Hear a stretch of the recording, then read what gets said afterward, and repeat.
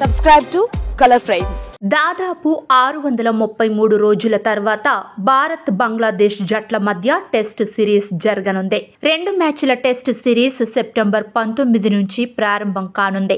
తొలి మ్యాచ్ చెన్నై చెపాక్ స్టేడియంలో జరగనుంది. బంగ్లాదేశ్ ను ఓడించడం ద్వారా భారత జట్టు తమ విజయ పరంపరను కొనసాగించాలని చూస్తోంది. బంగ్లాదేశ్ పై 13 టెస్ట్ మ్యాచ్లు ఆడిన టీమిండియా 11 సార్లు ఓడగా 2 మ్యాచ్లు డ్రా అయ్యాయి. అటు పాకిస్తాన్ పై చారిత్రాత్మక విజయం తర్వాత బంగ్లాదేశ్ జట్టు భారత్ను ఓడించాలని చూస్తోంది.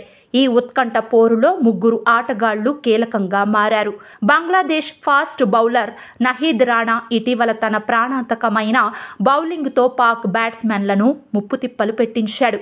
పాకిస్తాన్తో జరిగిన 2వ టెస్టులో గంటకు 145 నుంచి 150 కిలోమీటర్ల వేగంతో బౌలింగ్ చేసి 4 వికెట్లు పడగొట్టాడు.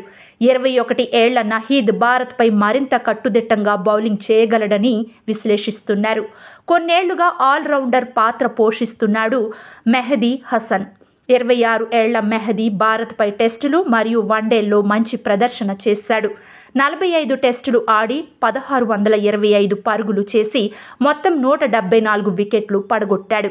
2022 వన్డే సిరీస్లో మెహదా బ్యాట్ మరియు బాల్తో అద్భుత ప్రదర్శన చేశాడు. ఆ సమయంలో అతను 2 మ్యాచ్ల్లో 11 వికెట్లు తీశాడు. ప్రస్తుతం మెహదీ ఫామ్లో ఉన్నాడు.